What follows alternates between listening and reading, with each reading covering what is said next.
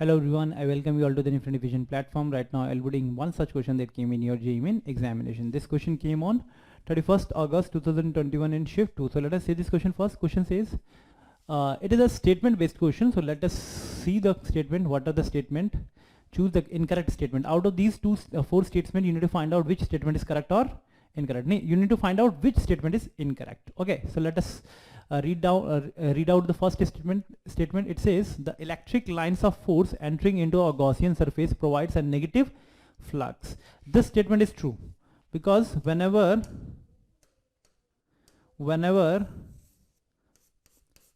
electric flux enters through a given area, okay, the area vector would be pointing in this opposite to the direction of electric field. Okay, so the flux linked through must be equal to E dot ds. Okay, so E dot ds must be equal to negative. So you'll be getting negative flux. Okay, because the flux linked through it is nothing but E dot ds, where E is an electric field and A is an area vector. Okay, so E dot ds, which is E dot A. So E dot A comes out with the dot product of these two, because so it must be equal to EA cos 180 degree, and 180 degree is minus, so it would be must be equal to minus of E into A. The flux linked through it, so that must be equal to negative. Okay, because the area is in the opposite direction as compared to while entering electric field lines. If it is entering, if the electric field lines are entering, the area would be in opposite direction, so that's why you will be getting negative flux. So that means first statement is true. What about second? A charge Q is placed at the center of a cube. So now if charge Q is placed at the center of a cube, so let me redraw the cube first. So this is a charge Q has been placed at the center of a cube. Okay, so the flux through all the faces will be same. Obviously it would be same because it is the center. The total number of electric flux field lines originating, they must go through all these faces. And how many faces you have? 1 2 3 4 5 6. So you'll be having 6 faces. Okay, and the charge is placed at its middle, so the number of electric field lines crossing any particular area must be same because it is at a equal distance from all these points, and we also know that it is equivalent to Q in by epsilon naught. Okay, so E dot ds or flux must be equal to Q in by epsilon naught, so it would be Q by epsilon naught. This is the total flux coming out from a charge Q. Okay, now it has to go through 6 different 6 same faces, so the flux linked through each faces must be equal to flux linked through each face must be equal to Q in by 6 epsilon, don't you think? So the flux linked through each faces must be equal. I hope this statement is also true and it is clear to you. So we'll be moving to the C option.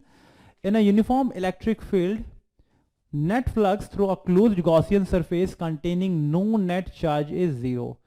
Okay, so the in uniform electric field, net flux through closed Gaussian surface containing no charge is 0. This statement is also true. Why is it so? If you have been given a closed surface, let it be a cube, and this much of flux, suppose if electric field comes from left, and these are uniform electric field, so and no charge has been placed inside this Gaussian surface, so it means, so whatever the flux coming from this end, which is a negative flux, and whatever the flux coming from the other end, which is a positive flux, they're gonna cancel out each other. So that means the area would be, because this area is in this direction, so you'll be getting negative flux over here, and in this particular point the area would be in this direction. Okay, so here the flux is positive, so the total flux entering into this closed Gaussian surface must be equal to 0, because this total flux must be equal to minus EA plus EA. So it must be equal to 0. Okay, the upper and the lower and the side faces won't contribute in flux. Okay, because the area is pointing out to be in perpendicular direction to that of the electric flux. Again, cos 90 is 0. So that's why the upper, lower area and the side area won't contribute in the electric flux. Okay, so I hope this thing is clear to everyone. So that means the statement third C is also true. Now we'll be moving to the D statement. As of now, all the three statements are true.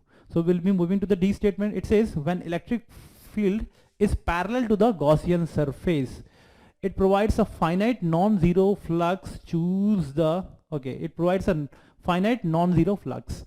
It says if Gaussian surface, it says if an electric field is parallel to the Gaussian surface.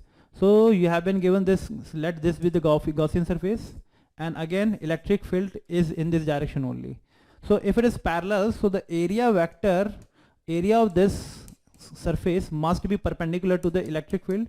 So again in this situation also flux linked must be equal to 0. So but it says it is non-zero flux.